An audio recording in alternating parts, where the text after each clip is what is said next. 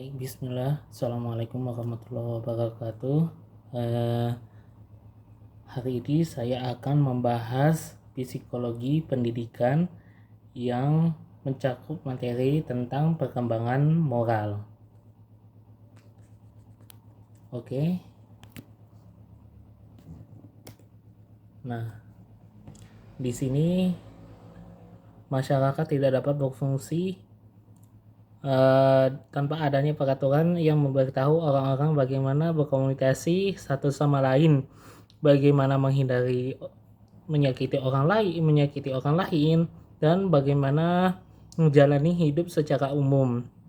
Jika Anda berada di sekitar anak-anak, banyak keduanya, anak mungkin telah memperhatikan bahwa mereka seringkali kaku terhadap peraturan. Segalanya benar atau salah, tidak ada di antara keduanya. Jika Anda mengingat kembali di tahun-tahun Anda di sekolah menengah atau atas sekolah, Anda mungkin ingat betapa terkejutnya Anda saat mengetahui bahwa orang terkadang melanggar peraturan dengan sengaja, dan bahwa peraturan yang berlaku bagi sebagian orang mungkin tidak berlaku kepada orang lain. Pengalaman ini mungkin mengubah konsep Anda tentang aturan. Gagasan Anda tentang hukum mungkin juga telah berubah ketika Anda mempelajari caranya mereka dibuat. Nah, di sini kita masuk tentang tahap perkembangan pribadi dan moral menurut Piaget.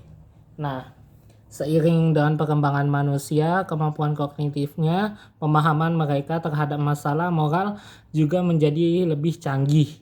Muda anak-anak cenderung lebih kaku dalam memandang benar dan salah dibandingkan anak yang lebih besar dan orang dewasa.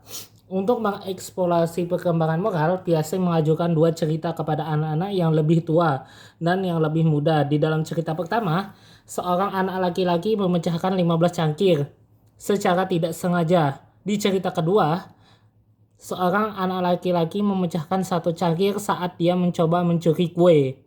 Piaget bertanya kepada anak-anak siapa yang lebih nakal dan sebaiknya dihukum lebih banyak.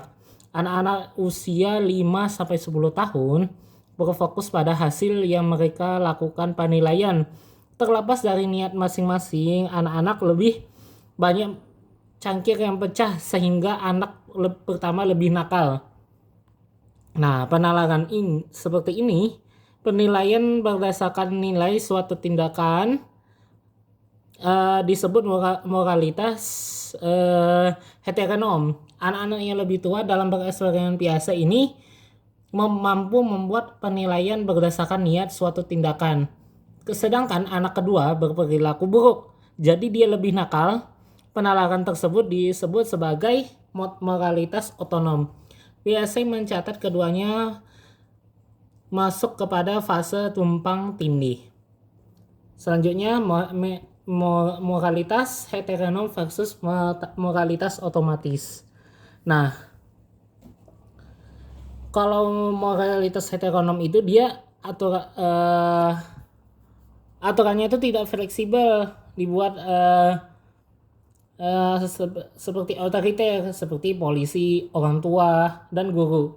Kalau moralitas otomatis, dia niat lebih penting daripada hasil seseorang.